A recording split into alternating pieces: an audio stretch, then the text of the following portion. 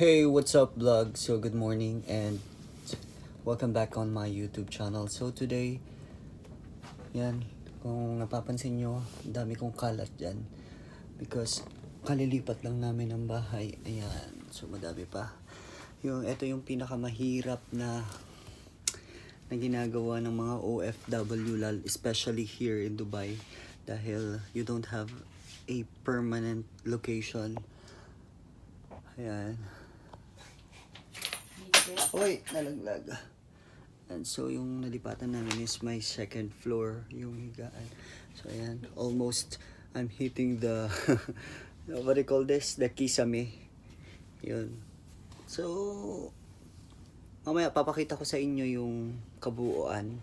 And then may mga ililipat pa kami dahil wala pa yung mga malalaking namin, like the cabinets and yung fridge na maliit. Ayan. Yan. So medyo dami pa tayong kalat. So yan lang muna kayo. So kukunin namin yung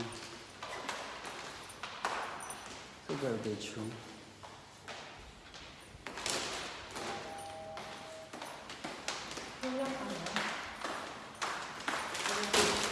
So pupuntahan namin yung old location namin. Ayun, and we are here at the Baguio City. Kasi sobrang lamig. Parang wala ka sa Middle East.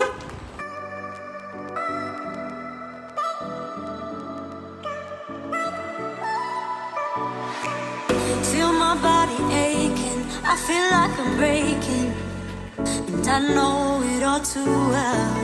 Got another new day, still I'm feeling misplaced. I keep going down, down, down. Too many years going by, caught in an action I can't rewind. Oh, out of my mind, I'm still too young to feel this way. Still too young to be running. A few moments later. Running out of energy. Oh, we say we're growing older, got weights upon our shoulders. I know this can't be it.